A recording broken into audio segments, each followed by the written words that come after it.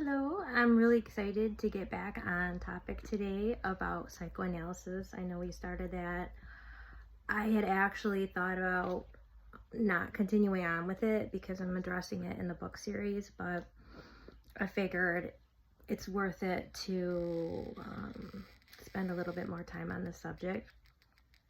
Yeah, last time we were getting into Boyer and hysteria and the beginning of the psychoanalysis movement in comparison between Jung and Freud. So we're just going to keep going on with that from my notes that I took from the lecture, and that's CW 143 from 1917. What I'm really enjoying about this is just with my study and very long-term life study of Wilhelm Reich and my own treatment and therapy and belief in the body-mind psychology process outside of the body soul spirit process of anthroposophy has been really central to my books, my work, and my life. And so going over this stuff is pretty interesting for me because, I've really moved away from Freud and Jung like 30 years ago, honestly. And so it's interesting to come back and revisit this and look at it from Steiner's perspective, honestly. So what I want to get into here about hysteria, which is really interesting, and then I mentioned before, and in my other channel, Healers of Humanity, I actually have a long playlist on hysteria, my own diagnosis of hysteria and how I was healed from that.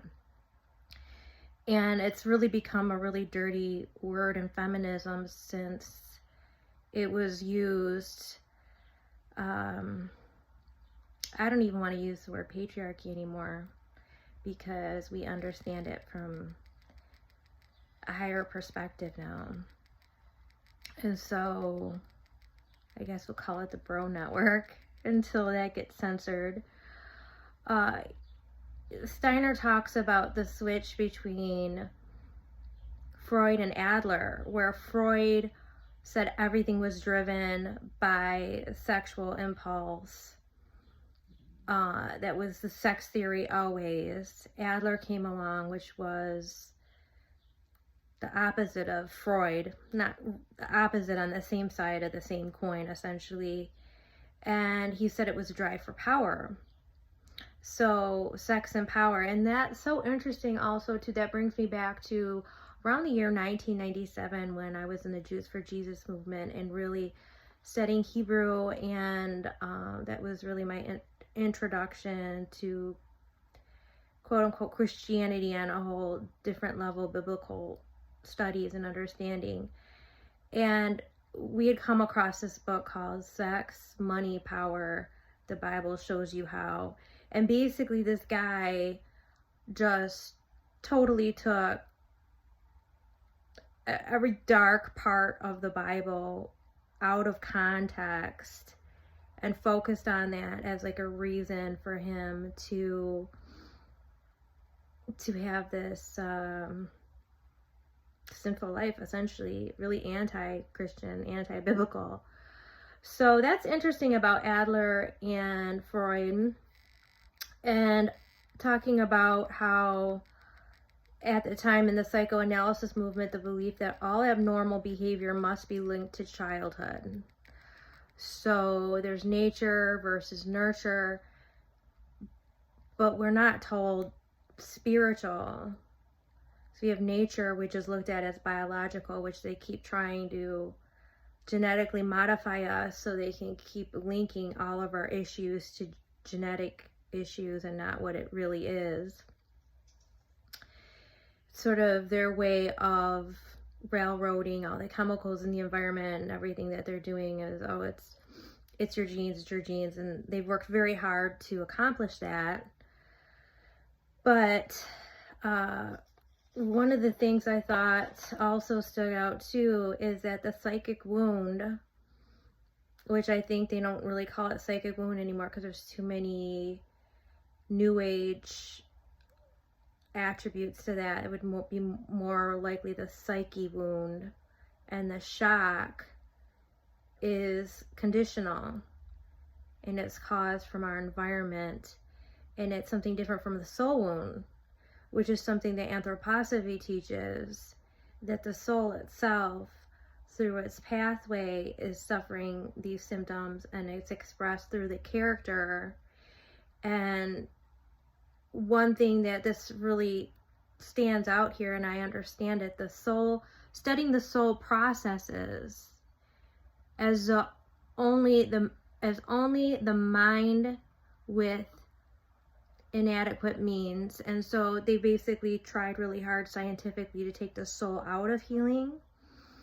And Steiner relates this to Islamic medicine that we have now. Our medical model is based on that foundation, and not the Christ impulse.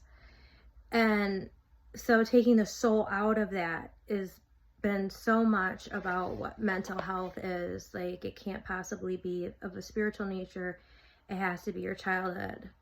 Some of this stuff I don't necessarily agree with, and I'm not saying that Steiner's wrong here, but also my understanding through Reich, which actually came after Steiner, and again, we're not talking about Christians or people under the Christ impulse necessarily, so it's always going to be missing that. It's almost like we're talking about the consequences of when you're not in the Christ impulse, and then surprise, we hit the end of the wall of that eventually on everything. Like, when you start leading it through, when you start following these movements and things, you find, wow, that didn't work out.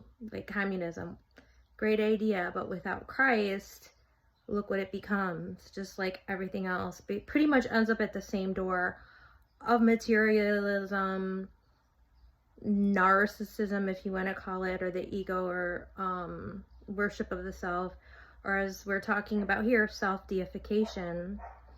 So I thought it was interesting that he touched on this, bringing soul contents into the consciousness is something that Jung is attributed to. And here's something too, he gives an example, Steiner gives this example of, in hysteria, a woman was confronted with a horse coming at her, and she was triggered into remembering a childhood event where she was run down by a horse. And so when that happened, she started running in front of the horse. Like, they're saying, like, she went out, quote unquote, of her mind. That's something that, sorry, I sneeze.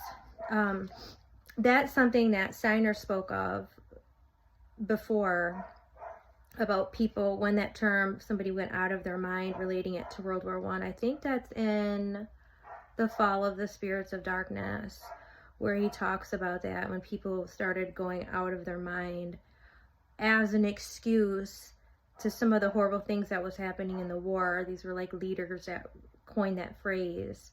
And so this woman was triggered and went out of her mind, and they're attributing this to hysteria. So with that story, and then he has another story of a woman that was in love with two men, and she was engaged to one and actually cheating on the other, and then she kept going into these fits. And then the Freudian model of love trigger, the neurosis causes these weirdo behaviors, and then the sex theory always. And then so Adler combat that.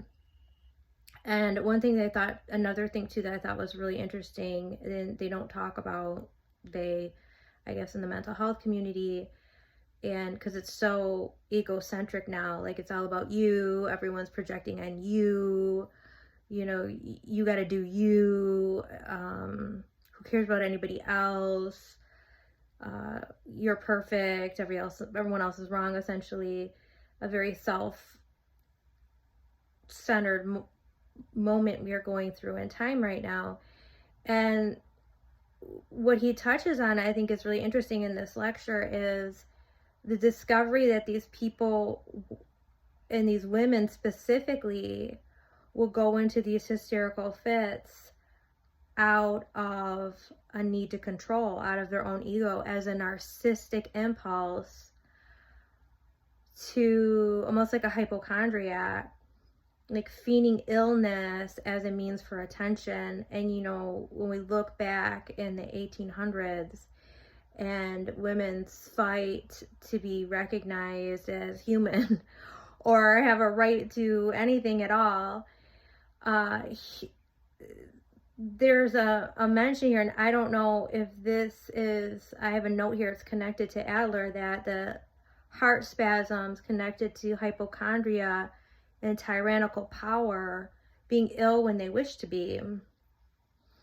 Oh, so that even goes a step further. So you have this childhood issues that create this person when they're older that's a horrible person, or however their character expresses itself. And then we have either that's related to either sex, the drive for sex, or the drive for power. And then Jung comes in, and I think that's a great example too, just a side note of that, is the need to start bringing more mysticism into their scientific model, which was very Ahrimanic. So this need to bring the Luciferic Jung in to, like, what are we going to do with these people? God forbid they find the Christ impulse and come to Christ and be healed. Well, here comes Jung, the pseudo-Christ, with the pseudo psychology to point people again away from the Christ impulse lest they be healed.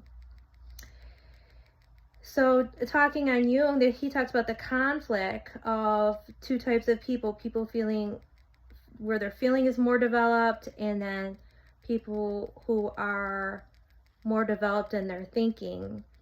So the conflict between rational and introvert feelings are lower in the subconscious and revolt against the conscious, or feeling as extrovert and intellect is stuck in the subconscious, speaking on Jungian theories. And in an anthroposophical sense, Steiner's saying that at that time in the early 1900s and late 1800s, they were noticing this psychic phenomena, because that was a time when we were much closer to the astral plane. It was much more, because materialism has pushed spiritualism in the spirit realm so far away from us now in present day. But back then in the 1800s, spiritism and all of that was very real to people, because it was at that time. I mean, now we're looking at it anachronistically and from our own foggy, filtered, asphere illusion glasses of the tech chem reality we live in now. So we can't pretend to know. That's why when we see those people doing the seances and stuff, and I'm not saying those are right or good by any means, but, and Steiner talks about how harmful those were and what happened, like these dark spirits that came through these seances, because it was when the fall of the spirits of darkness came, it was against the St. Michael impulse, who was brought forth during this epoch now to fight that, essentially, materialism. And so noticing the psychic phenomena, and then I'm going to put spiritual phenomena there, clairvoyance or whatever. Psychology made an attempt to emerge from materialism, like to be an answer of like almost a new scientific religion for people. Like, don't turn to religion. We have this mind religion now, this mind cult to follow, and we're going to attribute everything to the physical. So they're trying to treat the materialism with materialism, essentially, but they were noticing the psychic phenomena that was coming up in their work that they couldn't deny. an element. And so the means that they used were inadequate and dangerous because so much was not taken into consideration. And basically, doctors and scientists do not take the spiritual world seriously. And so much they were trying to like chop it up and explain it, and then that's how Jung came in.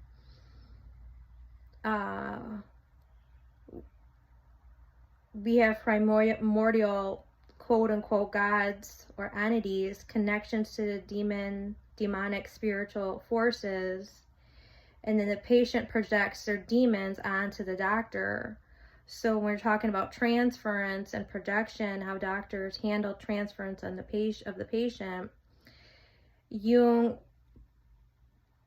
brought up the idea of these are projecting their demons and trauma onto each other and then onto the doctor. So it's almost like the doctor is supposed to act as a priest and exorcise these entities. And so you can see, without being, I mean, a Catholic priest, because I don't know of anybody who can do an exorcism that's not.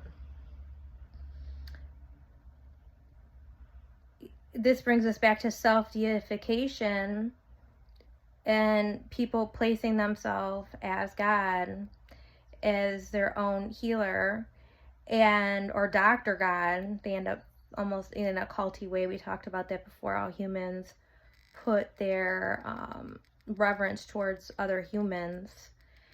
And so the need for God that humans have, that kept coming up in their scientific discoveries, was recognized, and that was the good thing about the psychology movement. But the bad thing is they call the need for God that humans have irrational, something that had to be disposed of.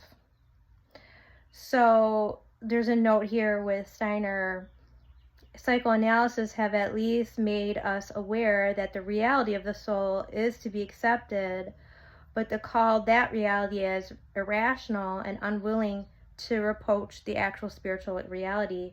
And then my note is, irrational philosophy merges with science of psychology as fact in therapy. And so with that, we're going to stop today and pick up again, hopefully soon. And